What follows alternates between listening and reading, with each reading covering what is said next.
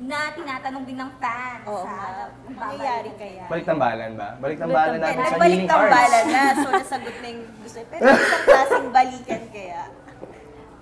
Busy po kami. Busy. Busy siya sa school eh. Busy. Sa ganun eh. Anong year mo na ba ngayon? Incoming second year po. College. So, you're taking up? Fin. Wow. Ikaw? Complicated second year. Hindi, first year pa rin. Hindi kasi nauuna yung mga subjects ko ng second year, so yung status ko hindi nagbabago. Kasi recently lang po kasi ako bumalik sa school. Tapos, mas inuuna ko yung mga trip kong subject. Kaya hindi nababago yung status ko. May mga iniwan pa akong first year subject. So, technically, first year pa rin. Pero regular students kayo pa rin? Irregular scheds lang. Yes.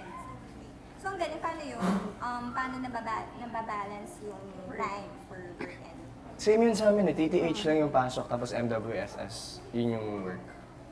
Ah, okay. So, hindi siya ganun ka-con. Kasi So, pag may requirements lang, dun lang kayo Dun lang. medyo... Opo. Doon Nasa stress. sumasabog yung utak. So, pinahahalagahan pa rin ba dapat pa rin? Mahalaga pa rin ang pag-aaral? Naman, dapat naman. Kumbaga, kalokohan ng sabihin na na hindi importante ang pag-aaral, assets ako kahit hindi. Hindi na, kumbaga, iba yung sasabihin mong madiskarte ka. Iba pa rin yung may pinag-aralan ka. Iba pa rin yung may level ka sa buhay mo. May natapos. Wow! May level sa buhay. Hindi ko nga alam kung makakatapos Level. ako. Tsaga-tsaga lang. Tsaga-tsaga. So, outside naman ng work and school, ano pa yung iba niyong ginagawang activities? Kung may time pa kayo, Ako, namumundok. Ay, gusto ko yan. Kasi go. Kasi namumundok na siya. Ay! Ano Saan ka ka rin? na nakakapag-hiking? Pang lima ko na yung, kasi umakitin kami kahapon eh. Wow, Umakit, sa Daraitan kami Ay, kahapon. Ay! Matulaw, Pico, Makulot, yung Daraitan. Ay, isa. Nakalimutan ko yung isa eh, pero panlima ko na yung kahapon eh. Yung Pico at saka Daraitan, nakakatakot doon ha. Paano mo na-survive yung... Kahapon, ilang beses ako nadulas. Hindi, sobrang tarik niya kasi, tapos puro mabato siya. Tapos sakto umuulan pa kahapon dun sa lugar. Yung paakyat, sobrang nakakahingal. Yung pagbaba, sobrang dulas. Sobrang delikado. Kumbaga, iba kasi yung feeling na alam mo yung thought na yung kaliwang paa mo na sa bingit ng kamatayan. Yung ganun kasi, yung may ganung thrill kasi pag umaakyat ka na.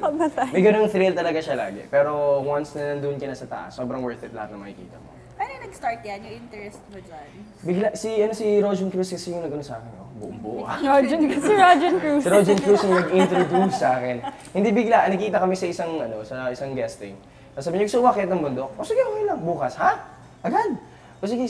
Ganyan. Sobrang hindi ako prepared. Yung damit ko, t-shirt na white na long sleeves. Tapos, suot ko pa running shoes, jogging pants lang. So, hindi talaga ako prepared. Tapos, sobrang nagulat ako na sobrang hirap ng pag-akyat. Una kong akyat Batulaw. Ano yung first? Batulaw. So, sabi nila medyo okay pa. Kasi yung trail niya okay pa eh. Tapos, pagdating ko sa taas, ang sarap. So, sabi ko, mauulit. Hanggat na naulit. Tapos, sumala ko na yung grupo namin ng Mountaineers ng SAS. So, may SAS. mga celebrity din yung mm. sino-sino kayo ng mga kasama mo?